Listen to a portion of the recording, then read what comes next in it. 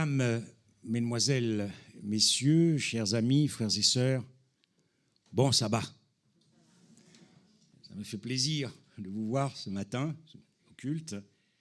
Je salue aussi, nous avons des visiteurs parmi nous. Nous avons un visiteur particulier, je voudrais quand même vous le présenter, c'est Dominique Maillard. Pourquoi? Parce que ceux qui font partie du groupe d'intercession le dimanche matin à la Rosée Divine le connaissent bien.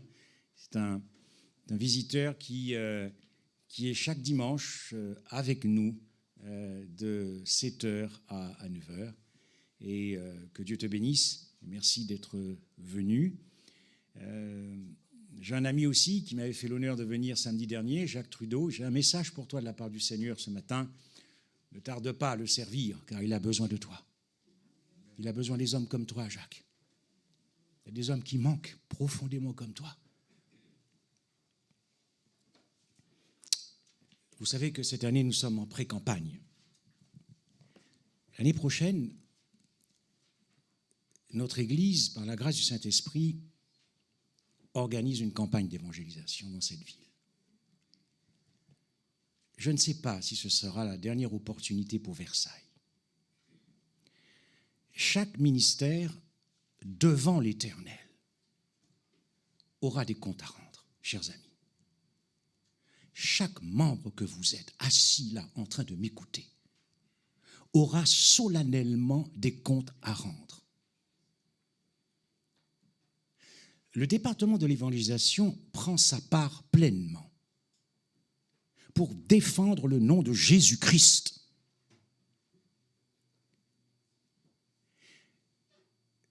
C'est la raison pour laquelle des conférences sont organisées. Nous avons commencé samedi dernier avec Christ et sa création. Nous avons vu finalement que le royaume des cieux, c'est savourer Dieu. Et cela doit se voir dans votre entourage que vous savourez Dieu. C'est ça le royaume. C'est pour ça que le sabbat n'est pas enfermé dans un jour où il dit, il y eut un soir et il y eut un matin. La vie éternelle, c'est de savourer quelqu'un. Nous avons vu l'après-midi Christ et sa grâce.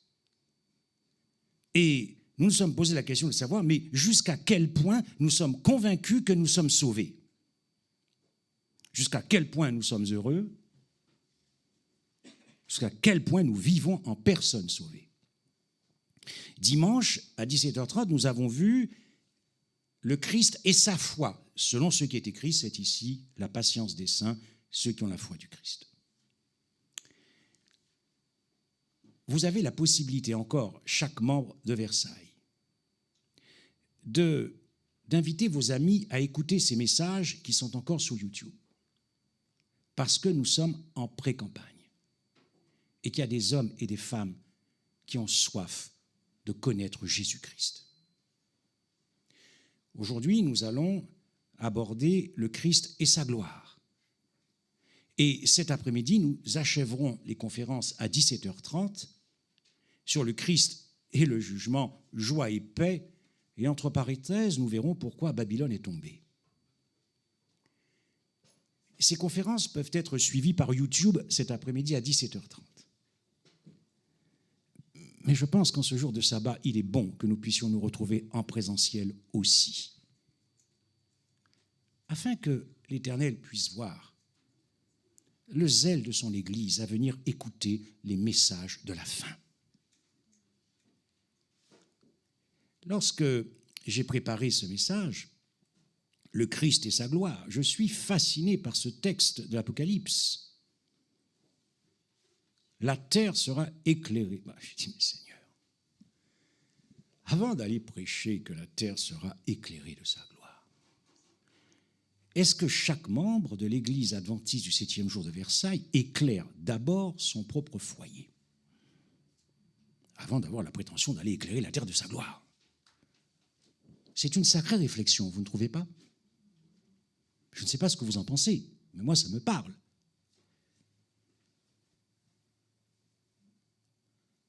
J'en discute avec mon épouse.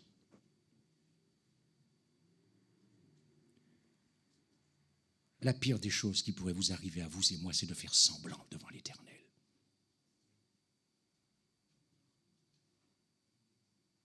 pas le jour du sabbat. Mais quand on ne se voit pas, quand on parle à son époux, quand on parle à son épouse, quand on parle à ses enfants, quand on parle à ses collègues de travail,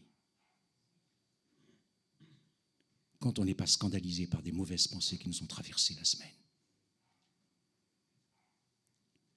J'ai dit, Seigneur,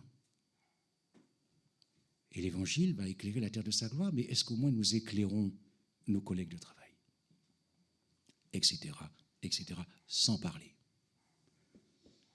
de savoir si nous nous éclairons mutuellement de la puissance de la gloire du Christ. Quel est donc cet Évangile qui va éclairer la terre de sa gloire? Moi, j'ai dit, Seigneur, je veux faire partie de cette épouse qui va éclairer. Tu es venu me chercher il y a 10 ans. Ne perds pas ton temps avec moi. Ne perds pas ton temps avec moi parce que je ne veux pas perdre mon temps avec toi.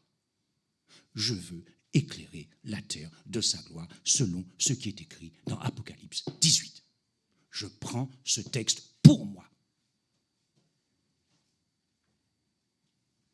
Quel est cet évangile qui va illuminer la terre de sa gloire, qui va ébranler toutes les nations, tous les peuples, toutes les tribus, toutes les langues, toutes les religions, qui va ébranler l'adventisme? Quel est cet évangile qui va ébranler l'adventisme? Car nous ne sommes pas ébranlés, chers amis. Pas encore, mais Dieu aura le dernier mot. J'aime beaucoup ce texte, l'apôtre Paul, dans 2 Corinthiens 4. Si l'évangile est encore voilé, il est voilé pour ceux qui périssent, pour les incrédules dont le Dieu de ce siècle a aveuglé l'intelligence afin qu'ils ne vissent pas briller, quoi, la splendeur de l'évangile. Dont parle précisément Jean dans Apocalypse 18. Satan ne veut pas absolument que ce texte puisse trouver bientôt son application. Il ne le veut pas. Et il fait tout pour voiler cet évangile, afin qu'il ne visse pas briller la splendeur de l'évangile. Et pourquoi il fait tout? Dans les églises aussi. Toutes les églises, quelle que soit leur dénomination, pourquoi ne veut-il pas que l'évangile brille? Parce que Paul dit que la splendeur de l'évangile, dont nous parle Apocalypse 18, dont nous parle Apocalypse 14, c'est la gloire du Christ.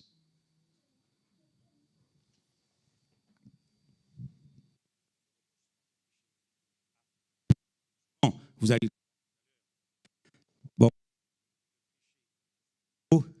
Ok, je prends le vieux... Ça a l'air de... Bon.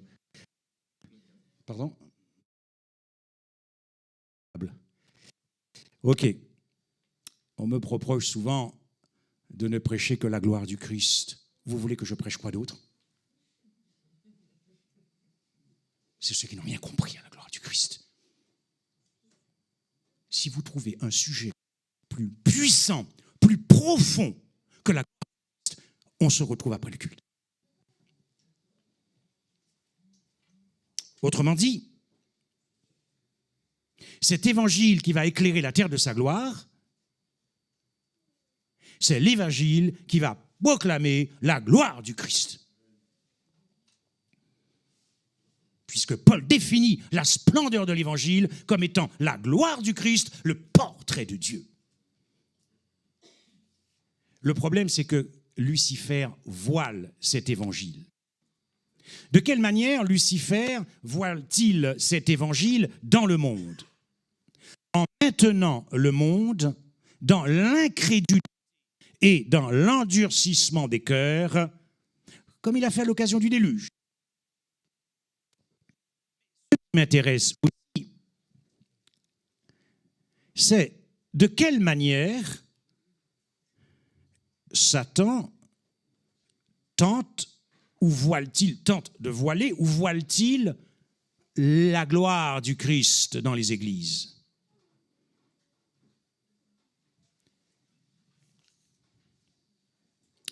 En maintenant les croyants dans l'ignorance, précisément de la gloire du Christ. C'est-à-dire lorsque les croyants ne s'exposent pas quotidiennement à la gloire du Christ. Lorsque les croyants ne voient pas dans l'Écriture la gloire du Christ. Nous sommes maintenus dans l'ignorance avec le peu de connaissances que vous et moi nous avons.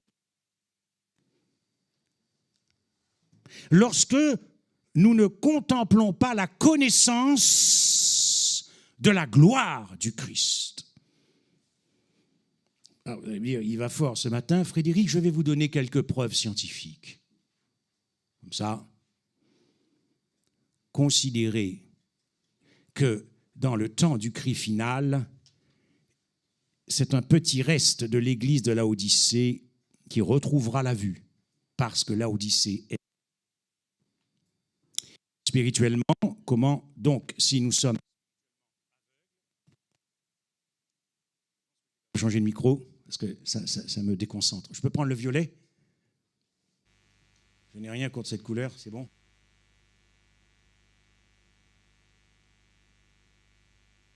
Même si prophétiquement, j'aime pas trop cette couleur, mais c'est pas grave. On a une bonne couleur dans Apocalypse 17. Mais bon. Oui, Laodicée est aveugle. Donc, voyez-vous comment l'ennemi voile l'évangile. Hein? Nous ne voyons pas briller la splendeur de l'évangile, de la gloire du Christ. Satan avait réussi à voiler l'évangile à Israël.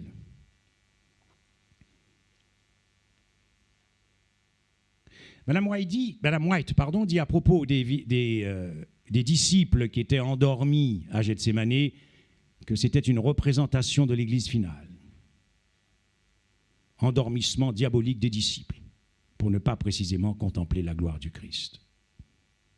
Rebelote, ou avant, endormissement des disciples, à la transfiguration, pour ne pas contempler cette fois-ci la gloire extérieure du Christ. Les vierges, qui à un moment donné, dans la répétition de cette parabole pour nous, sera de nouveau, les vierges, d'ailleurs même les sages, momentanément endormis, même si l'endormissement n'est pas la même nature que l'endormissement des folles. Et puis vous connaissez ce passage dans Ézéchiel 37. La main de l'Éternel fut sur moi, l'Éternel me transporta en esprit et me déposa dans le milieu d'une vallée remplie d'ossements, et me fit passer auprès d'eux, et voici, ils étaient fort nombreux à la surface de la vallée, et ils étaient complètement secs, etc., etc., etc. Oui. Satan ne veut pas que nous puissions contempler la gloire du Christ pour nous maintenir dans un assèchement extrêmement dangereux pour passer le cap final. Mais la bonne nouvelle, c'est qu'il n'en sera pas toujours ainsi. Car de même que la lumière a brillé du sein des ténèbres au début de la création, de même, lorsque la terre deviendra un repère de démons, dans Apocalypse 18, la gloire du Christ va briller une dernière fois. Le dernier appel de Dieu pour vous et pour moi, pour le monde. Le dernier cri, le cri du cœur de la divinité.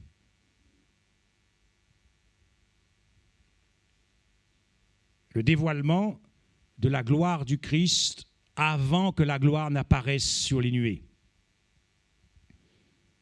Ceux qui auront côtoyé et fréquenté la gloire du Christ pourront supporter la venue de la gloire du Christ. Ce sera donc un dévoilement radical dans l'histoire de la race humaine, un dévoilement maximal, intensif, extensif. Mais le Saint-Esprit ne donnera pas ces vérités-là à ceux qui n'auront pas apprécié de découvrir la profondeur de la gloire du Christ. Le Saint-Esprit donnera cela à ceux qui ont passé leur vie à explorer quotidiennement la gloire du Christ. Parce que le Saint-Esprit n'imposera à personne ses révélations et ses vérités. Dans Nombre 14, verset 21, « Et la terre sera remplie de la gloire de Dieu. Qu'est-ce que donc la gloire du Christ? Hébreux 2, verset 9. Il y a un paquet de textes, j'ai pris celui-là parce que c'est l'un de mes préférés. Et celui qui a été abaissé pour un peu de temps au-dessous des anges, nous le voyons couronné de gloire et d'honneur à cause de la mort qu'il a soufferte, afin que par la grâce de Dieu, il souffrit la mort pour tous.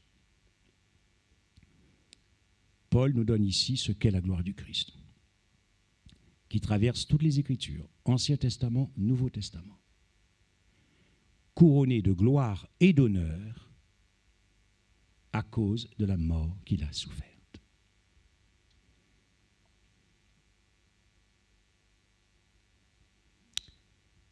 Ce n'est pas parce que les anges et les êtres célestes qui n'ont pas péché, qui habitent dans le cosmos et dans l'univers, et qui sont de loin beaucoup plus nombreux que les terriens, ce n'est pas parce qu'ils sont les plus intelligents qu'il faut leur accorder la circonstance atténuante ou aggravante de ce qu'ils aient, eux, été ébranlés par la mort du Christ, par cet évangile.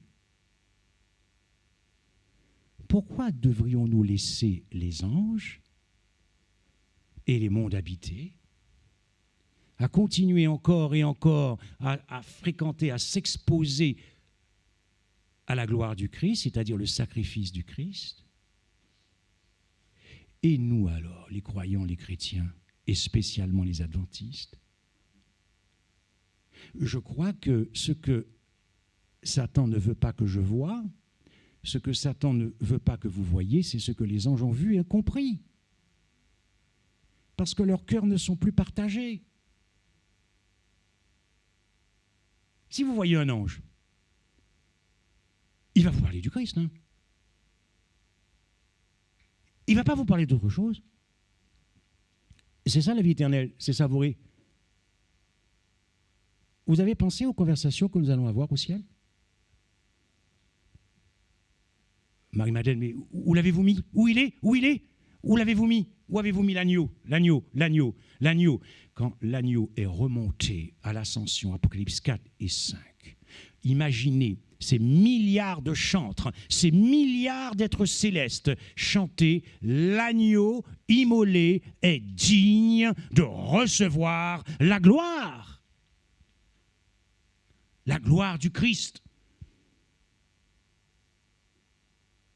C'est pour ça que le dernier cri, le cri final, l'os du cri final, permettra au monde de voir, de comprendre, avec plus de puissance, plus de volume, plus de profondeur, ce que les anges ont vu et compris, c'est-à-dire le sacrifice du Christ, qui est la gloire du Christ.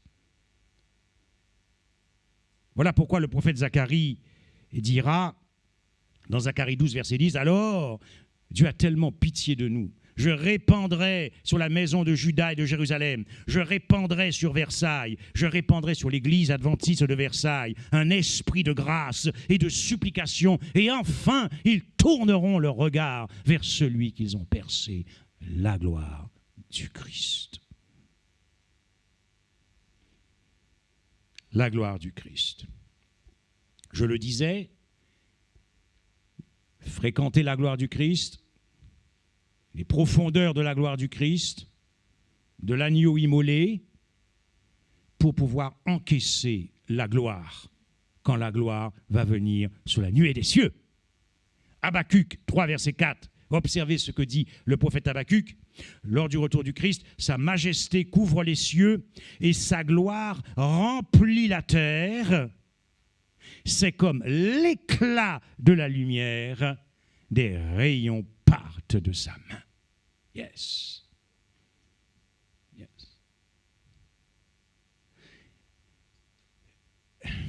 Est-ce que vous avez réfléchi aux vêtements que Christ allait mettre pour venir chercher son épouse? Ah, hein, Sophie? les plus beaux vêtements. Un mariage. Les noces de l'agneau ont déjà eu, sont actuellement en cours dans le sanctuaire céleste, dans le lieu très saint, n'est-ce pas? Et donc, après, il vient chercher l'épouse. Lune de ciel. Lune de ciel. Je me souviens, c'est vrai que il y a un peu plus de 10 ans, quand Christ est venu vraiment bouleverser ma vie, il m'a dit, maintenant ça suffit, arrête tes bêtises, maintenant j'ai besoin de toi. Je n'ai pas été très élégant avec mon épouse. Je lui ai fait comprendre qu'il fallait qu'on régularise la situation et qu'on se marie au plus vite. Elle me l'a reproché après, elle m'a dit non, tu n'as pas vraiment été très élégant comme formule pour me demander en mariage. On a quand même fait mieux sur la surface de la terre. Oui, oui, je vois que Roselyne est en train de rire. Mais je me suis racheté devant le Seigneur et devant mon épouse. J'ai eu l'occasion d'aller à l'île de la Réunion, parce que je lui disais toujours, les hommes t'ont offert une lune de miel. Eh bien moi, pour me racheter, je vais t'offrir une lune de ciel. Et puis le client qui m'a invité, on a fait un tour en hélicoptère, et puis quand on était dans l'hélicoptère, elle était toute contente. Et je lui ai dit, tu vois, je t'avais promis une lune de ciel. Et donc maintenant, elle ne m'embête plus avec ça. Chérie, si tu m'écoutes, excuse-moi, peut-être me faire disputer en rentrant. Donc, lorsque l'agneau va venir chercher son épouse, il va mettre ses plus beaux vêtements pour toi, Dominique, pour toi, Jacques, pour toi. Je vous laisse le suspense, je ne vous donne pas le texte, parce que si je vous le dis, ça ne fera pas le même effet. Vous allez le chercher dans Apocalypse 19, verset 13, ce midi. Peut-être que vous voudrez venir cet après-midi me retrouver à 17h30. Petit peu de suspense. Apocalypse 19, verset 13. Il mettra des vêtements teintés de sang pour venir te chercher. Permettez-moi de vous raconter une histoire qui est vraie. C'est une jeune fille juive. Elle avait 10 ans. Elle jouait avec son frère. Et en jouant avec son frère, elle a pris un jouet de son frère. Et elle a commencé à manger un peu le jouet. Sauf qu'il y avait une substance toxique, un peu qui ressemblait à du plastique, mais quelque chose de plus toxique, très toxique. Et en avalant, elle a été extrêmement intoxiquée, très empoisonnée, à tel point que la famille pensait, et elle-même, elle le raconte plus tard, elle était convaincue qu'elle allait mourir. La famille était très pratiquante et le grand-père était rabbin. Et donc, le rabbin est venu à la maison et a passé la nuit au chevet de sa petite fille. Il lui a pris la main et il a prié. Et à un moment, il a pris le jouet que la petite fille avait mangé. Et devant la petite fille, il a mangé le jouet. Il a mangé le jouet probablement pour la consoler, probablement pour la rassurer. Mais lui aussi, intérieurement, il ne se faisait guère d'illusions sur la survie de sa petite fille. Et il avait donc pris la résolution dans son cœur en lui disant, tu vois, on va y aller ensemble. On va y aller ensemble dans la mort. Je mange le jouet. Lorsque Dieu dit à Adam et Ève, le jour où tu en mangeras, vous savez, chers amis, jusqu'à ce jour, il n'y a que Dieu qui ait vraiment pris au sérieux cette parole. Il n'y a que Dieu. Pourquoi ? D'abord, parce que toutes les religions, sauf exception, et nous faisons partie de l'exception, toutes les religions, sauf exception, continuent 6000 ans après de croire en l'immortalité de l'âme. Personne n'a pris Dieu au sérieux. Le jour où tu en mangeras, tu mourras. Dans cette mort-là, c'était d'abord principalement la seconde mort. car le péché ne peut pas subsister et le pécheur devant Dieu éternellement. Il faut que ça cesse. Et le déluge en a été un exemple. Personne n'a pris Dieu au sérieux. Toutes les philosophies, celles qui nous viennent de la Grèce, l'Orient, ni les philosophies, ni les religions, sauf exception, n'ont pris Dieu au sérieux. Le seul qui a pris Dieu au sérieux, c'est Dieu lui-même. Parce que lorsqu'il a prononcé cette parole, le jour où vous et moi, tous en Adam, nous mourrons, nous ne pouvions pas échapper à la seconde mort. Cette parole était irréversible. Cette parole était irrévocable. Nous devions y passer. La gloire du Christ, ce que le monde doit savoir, c'est que Jésus a juré à la race humaine que lui et nous, nous allons y aller ensemble. Amen. Nous allons y aller ensemble dans la perdition. À chaque fils d'Adam, à chaque fille d'Adam, déchu, le tombé, il a dit, on va le faire ensemble, unis comme ça. On va le faire ensemble. On va traverser la vallée de la mort ensemble. On va traverser la perdition ensemble. Lorsque nous parlons de substitution, c'est une substitution dans la souffrance. Pourquoi? Pourquoi Christ nous a tous pris ensemble et en lui pour traverser cette seconde mort? Parce que tu n'as rien ressenti. Parce que tu n'as pas agonisé. Tu ne sais pas ce que c'est que la douleur de la seconde mort. Nous avons vu ce que c'est que la seconde mort. C'est la séparation, c'est la conscience vivant d'être séparé éternellement de Dieu. La mort physique n'est que la conséquence. J'ai eu l'occasion à plusieurs reprises de vous parler là-dessus. Donc, personne n'a agonisé. Pas de détresse, pas d'agonie, pas de souffrance, pas de douleur. C'est lui seul qui a tout ressenti. Quel Dieu! Yes! J'aime ce Dieu. Vous imaginez? Celui qui a tout ressenti. La souffrance, la douleur, la détresse, l'agonie, la destruction, la malédiction, être dévoué par interdit. Pas nous, mais lui. C'est ce que le monde doit savoir. Parce que si on l'a fait ensemble, si on l'a traversé ensemble, cette seconde mort, si on y est allé ensemble, il n'y a plus de condamnation. Il n'y a plus de condamnation pour la race humaine. Le monde doit le savoir. Parce que les perdus, finalement, ils seront perdus parce qu'ils ne savaient pas qu'ils avaient été sauvés. Quand vous appréciez Christ, vous vivez en personne sauvée. Les perdus n'ont pas pu vivre en personne sauvée. Ils n'ont pas pu apprécier la gloire du Christ. On ne leur en a pas parlé.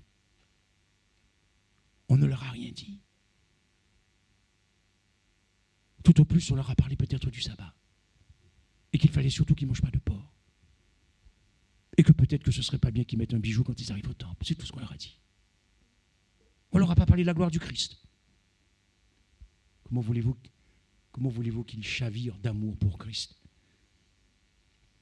Mais alors, si nous avons été épargnés de cette souffrance, de cette douleur, imaginez à quel point tu as été aimé, précisément dans cette douleur, dans cette souffrance. Imagine à quel point tu es aimé. C'est beaucoup d'amour. C'est beaucoup d'amour. Voyez pourquoi tous les jours, je contemple la gloire du Christ. Je m'expose à ces vérités que je vous révèle tous les jours de ma vie. Pourquoi? Parce que plus je m'expose à l'amour de Dieu, et plus j'ai envie de l'aimer. Ça ne tombe pas du ciel. Ça ne tombe pas du ciel. Je ne peux pas m'agenouiller, passer mes nuits à supplier Dieu de changer mon caractère, de me transformer. Le Saint-Esprit ne fera rien si je ne vais pas m'exposer à la gloire du Christ. Parce que c'est en exposant, nous tous, qui le visage découvert, contemplons la gloire du Christ. Nous sommes. Ça ne va pas se faire comme ça. Le Saint-Esprit est trop respectueux de notre liberté. Je peux passer, elle dit Seigneur, transforme-moi, transforme-moi, transforme-moi. Mais je ne vais pas m'exposer à la gloire du Christ. Comment voulez-vous que le Saint-Esprit nous transforme? Comment voulez-vous que le Saint-Esprit nous remplisse de cet amour si je me contente simplement de lui dire transforme-moi, transforme-moi? Paul te dit, contemple ce que l'ennemi voile chaque jour. Comment se fait-il? Alors que je suis en train de vous parler de la gloire du Christ, et c'est là que vous voulez aller. Vous voulez vivre avec Jésus. Vous voulez vivre avec lui. Comment se fait-il que vous et moi, nous ne passions peut-être même pas 1 heure chaque jour à contempler la gloire du Christ? C'est-à-dire les profondeurs de la croix. Qu'est-ce qui nous en empêche? Qu'est-ce qui vous empêche de contempler 1 heure par jour la gloire du Christ dans l'Écriture? Le petit peu que vous savez, ce sont des perles. Je sais que dans cette Église, il y a des membres qui ne passent pas 1 heure à contempler la gloire du Christ. Et vous espérez que le caractère soit changé. Vous espérez faire partie de cette épouse qui prononcera le dernier cri. Quand même, je sais que Satan est intelligent, mais il ne va quand même pas nous avoir jusqu'à ce point-là, quand même. On est d'accord? On ne va quand même pas laisser l'ennemi de nous voiler à ce point la gloire du Christ, dont l'Écriture définit l'Évangile comme étant la gloire du Christ, c'est-à-dire la mort du Christ. Est-ce que nous passons chaque jour, est-ce que nous contemplons cette gloire du Christ chaque jour, vous et moi, au moins pendant 1 heure? Je dis 1 heure, mais c'est... Quand on est dedans, chers amis, ce n'est pas 1 heure qu'il faut. On est dans la joie. On est dans la joie.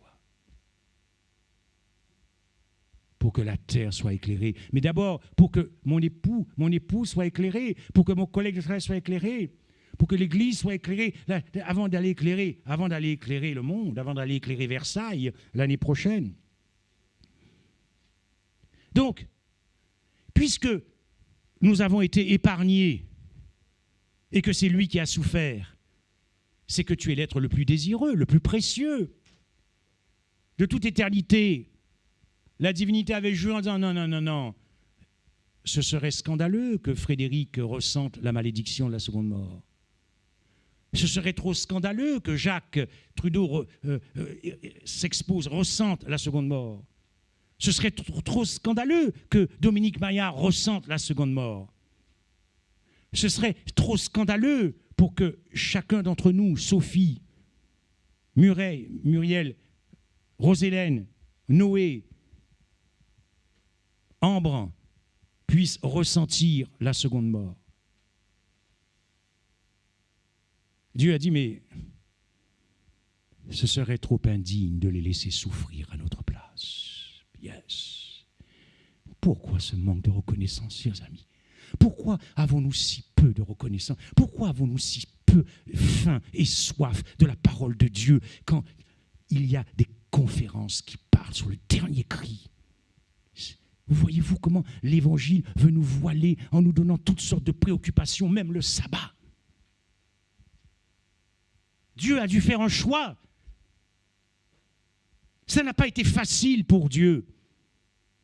Dieu a dû faire un choix qui a crevé son cœur, un choix qui a bouleversé ses entrailles. Il devait choisir. Est-ce que c'était Christ qui allait souffrir la seconde mort en mettant Frédéric en lui? Ou alors, est-ce que ce serait Frédéric seul qui souffrirait la seconde mort? et qui ne pourrait jamais revenir de cette seconde mort, de cette perdition. Dieu a fait un choix. C'est ce que le monde doit savoir pour exposer le monde à la gloire du Christ, son sacrifice. Mais quel choix! Parce que la perfection de son amour, c'est pour son Fils, la pureté de son amour, l'absolu de son amour, la totalité de son amour. Est-ce que vous imaginez l'amour du Père pour le Fils? Mais c'est le même amour aussi, il t'aime de la même manière. Oh, comment faire? Épargner son Fils, t'épargner, quel choix terrible! Et le Fils a dû faire le même choix.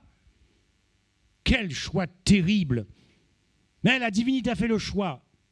Et la divinité a décidé que ce serait le Christ qui passerait et qui ressentirait la douleur de la seconde mort. Dieu a placé une valeur plus élevée sur nous que sur lui. Dieu a placé une valeur plus élevée sur toi et moi que sur lui. Ta reconnaissance, ton appréciation de cœur, ta gratitude consiste à te lever pour le Seigneur, pour cette campagne, et annoncer cette bonne nouvelle à Versailles l'année prochaine.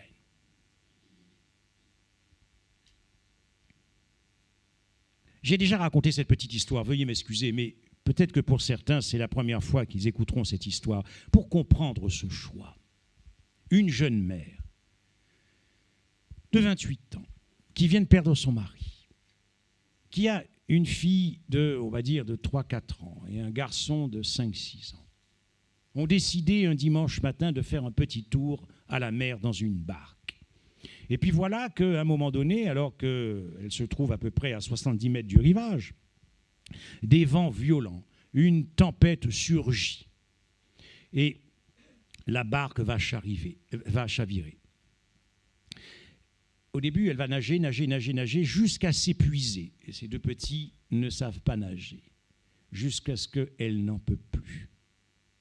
Elle va bientôt se noyer, faute de force. Elle a épuisé toutes ses forces.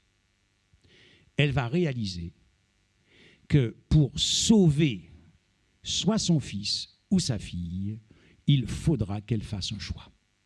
Elle ne peut pas arriver sur les 50 mètres du rivage avec les deux enfants sous les bras en nageant, avec les vagues. Elle est épuisée, elle est au bord de la noyade.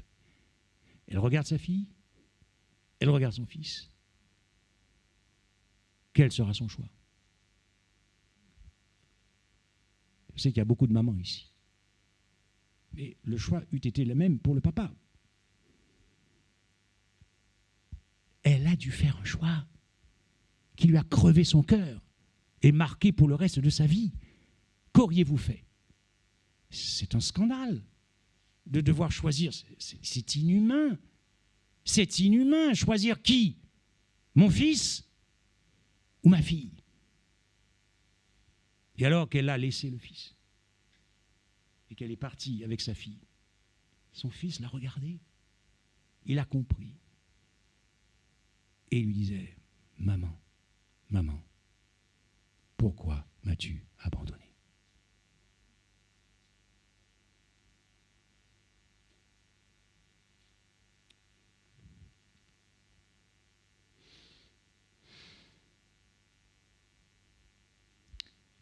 Comment se lasser de contempler la gloire du Christ tous les jours? Comment se lasser de ce choix de Dieu? La gloire du Christ, c'est aussi en pleine perdition, alors qu'il est pendu au bois. C'est sa victoire sur la seconde mort. Alors qu'il est en pleine perdition, il dira: je ne lâche rien. Père, tu m'as abandonné, mais je ne lâche rien. Cette phrase m'a beaucoup marqué parce que, il y a de cela 2 ou 3 mois, j'avais un ami qui est décédé d'un cancer généralisé. Je le voyais toutes les semaines. Je l'ai vu se dégrader. C'est un frère adventiste qui est mort dans la foi.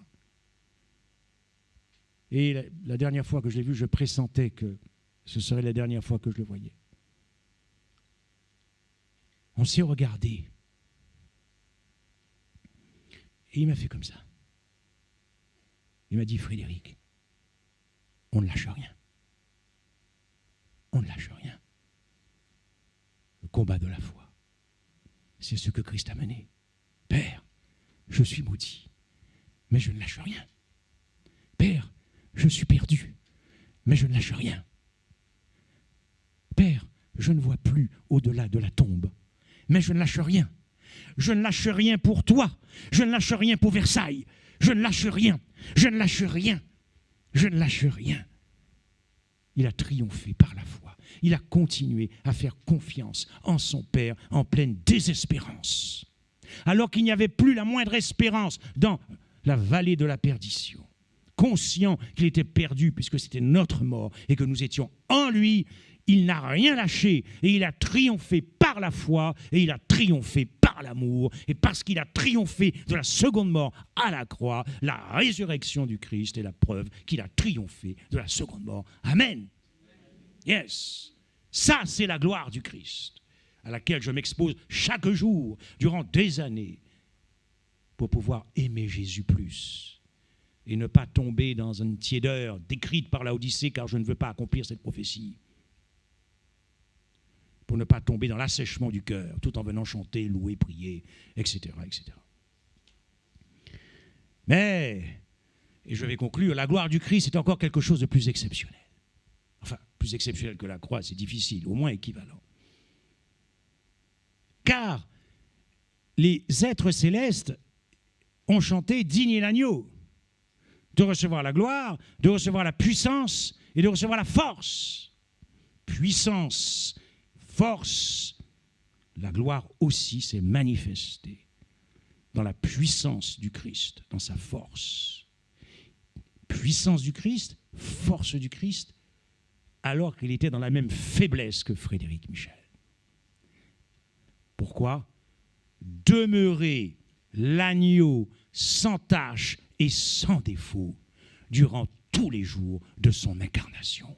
Demeurer sans tache et sans défaut. Lorsque nous considérons le conflit cosmique dans les jours de la chair du Christ, nous considérons souvent à partir de son baptême et ensuite la guerre qu'il a commencé à mener dans le désert et les 3 ans et demi de son ministère. Non, non, non, non. Dès sa plus petite enfance.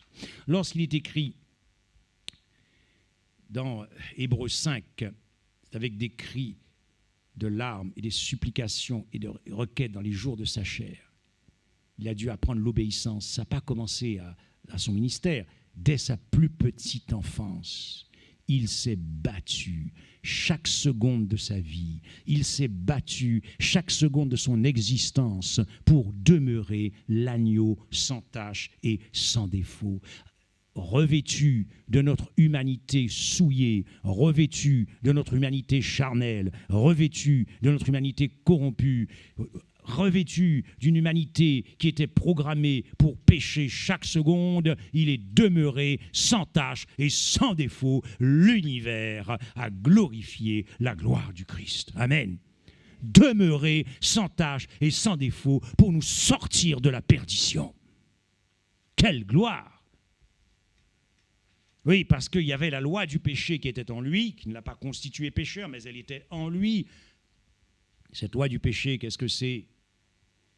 C'est un amour impur, souillé, dégradé, corrompu, qui le poussait à chaque seconde, n'est-ce pas? Un amour, la loi du péché, un amour luciférien, un amour prédateur. Un amour prédateur, c'est lorsque ce sont toutes les tentations des convoitises. C'est ce qu'on appelle ça un amour prédateur, l'amour luciférien et l'amour pur, la loi de l'esprit qui habitait aussi en Christ. Ces deux lois se sont fait la guerre chaque seconde de la vie du Christ, depuis sa plus petite enfance. Ces deux lois se sont fait la guerre comme un duel sans merci, un duel ininterrompu. Christ est descendu en disant à Satan: tu vas voir ce que tu vas voir. Et Satan lui a dit: tu vas voir ce que tu vas voir. Et ces deux lois se sont battues en lui. Il est descendu faire la guerre spirituelle, une guerre qu'il a menée chaque seconde et dont l'issue fixerait ta destinée. Mener le combat de la vie, mener le combat de l'amour, mener le combat de l'obéissance de l'amour. pour demeurer l'agneau sans tache et sans défaut. Une empoignade spirituelle sans merci, affronter une zone de combat, un champ de bataille jusqu'au sang.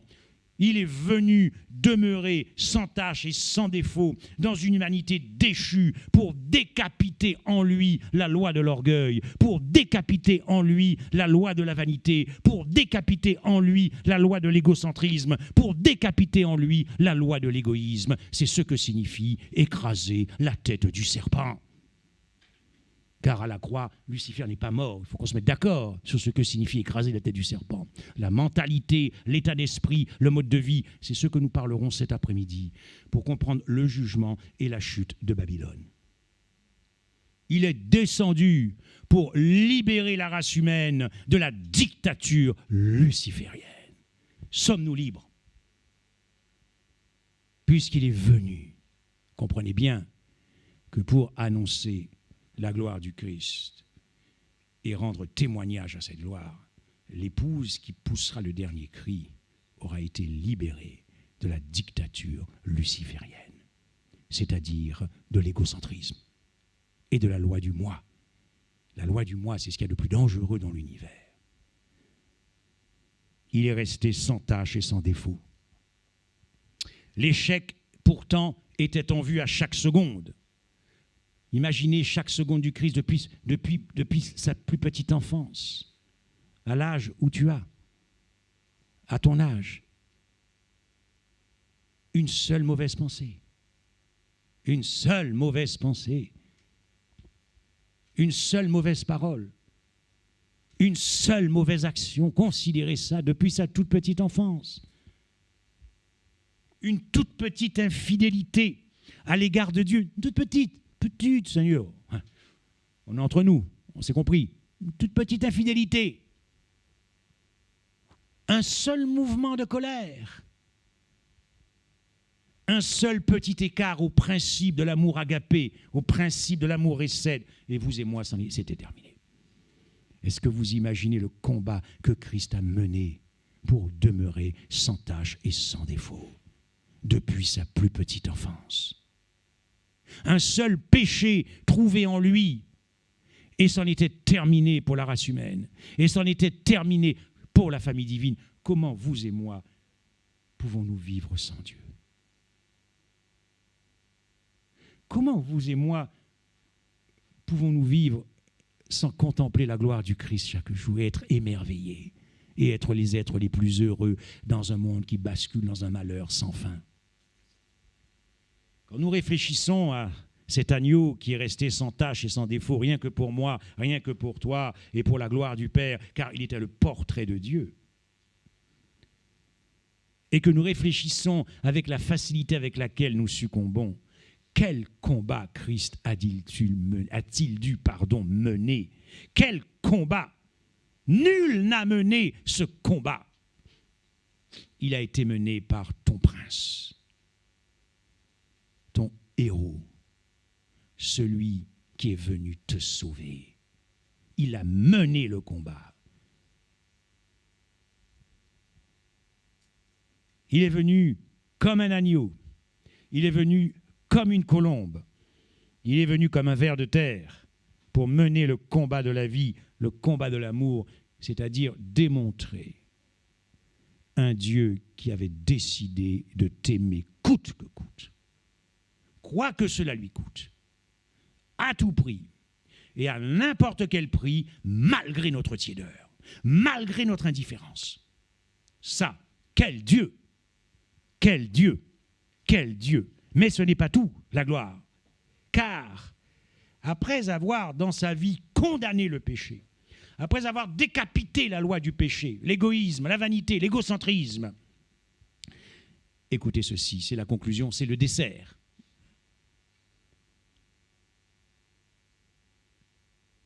L'apôtre Paul dit qu'il a dépouillé les autorités, les dominations, les a livrées publiquement en spectacle en triomphant d'elle à la croix, Colossiens 2. Il est resté l'agneau sans tache et sans défaut pour se présenter dans ce sacrifice. Mais après avoir condamné le péché, après avoir condamné l'amour luciférien, il est devenu ce qu'il avait vaincu toute sa vie. Il est devenu le principe luciférien à la croix. Paul dira, il a été fait péché. Et pourquoi? Considérez, chers amis, ces paroles glorieuses de la gloire du Christ. Lui a le double statut à la croix. Pur, innocent, impur en s'identifiant au péché. On va le mettre hors du camp. Il va être sacrifié hors du camp pour ne pas souiller. Pur, impur. Eh bien, cet amour pur à la croix a englouti l'amour impur, l'a décomposé, l'a liquéfié pour le faire passer dans l'amour pur. C'est ainsi qu'il a dépouillé les autorités et qu'il les a livrées publiquement en spectacle. Paul appelle ça la splendeur de l'Évangile, la gloire du Christ, le portrait de Dieu. Et après avoir enseveli Frédéric Michel dans le tombeau, après avoir enseveli Mireille dans le tombeau, il est ressuscité dans une nouvelle création. C'est ce que le monde doit voir. Une nouvelle création. Et pourquoi? Parce qu'il nous a fait asseoir. Il a fait asseoir toute la race humaine dans le deuxième Adam, sur le trône. Et pourquoi? Parce que toi et moi, nous faisons partie de la famille divine biologiquement. Amen.